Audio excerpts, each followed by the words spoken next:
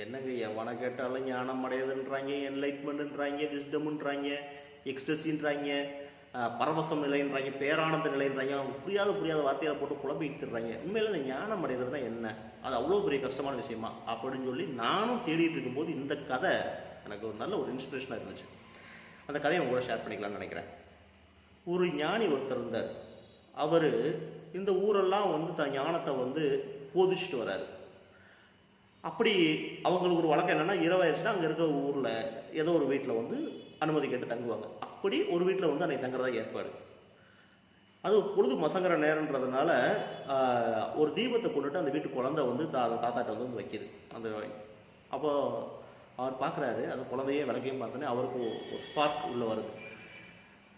இவருக்கு எப்படியாவது இந்த குழந்தைக்கு தான் யார் அப்படின்றதையும் தான் கற்றுக்கிட்ட ஞானத்தையும் அப்படி கொட்டிடணும் அப்படின்னு சொல்லி ஒரு தோணுது அவருக்கு. இந்த மண்டையில் அதிகமாக உள்ள சரக்கு சேர்ந்துச்சுனாவே இதை எடுத்து கொட்டணும்னு தோணும். அடுத்தவங்கள்ட்ட தான் யாரும் காமிக்கணும்னு தோணும். நான் அப்படி தான் அவருக்கும் தோணுச்சு. அவர் என்ன பண்ணார், பாப்பா இந்த வெளிச்சம் இருக்கு இல்லையா, இந்த வெளிச்சம் எங்கேருந்து பாப்பா வந்துச்சு அப்படின்னு சொல்லி கேள்வி கேட்குறது. இவருக்கு என்ன அப்படின்னா, அந்த பாப்பா தெரியலன்னு சொல்லுவோம், இவர் எதுக்காக ஒரு விளக்கம் சொல்லலாம் அப்படின்னு சொல்லி ஒரு நிறைய அப்படி யோசிச்சு வச்சு நிற்கிறார்.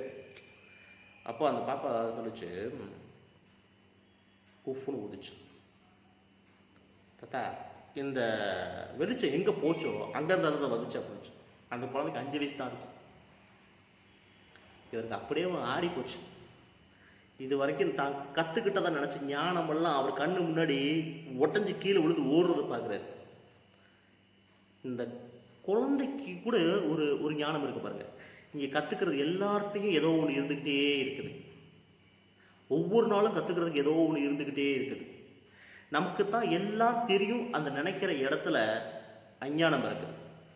கற்றுக்க ஏதோ ஒன்று எப்பயுமே இருக்குது அப்படின்னு எப்போ நினைக்கிறோமோ அப்போ ஞானம் பிறக்குது. உங்களுக்கு ஞானம் பிறந்துருச்சு அப்படின்னா கமெண்ட்டில் சொல்லுங்கள்.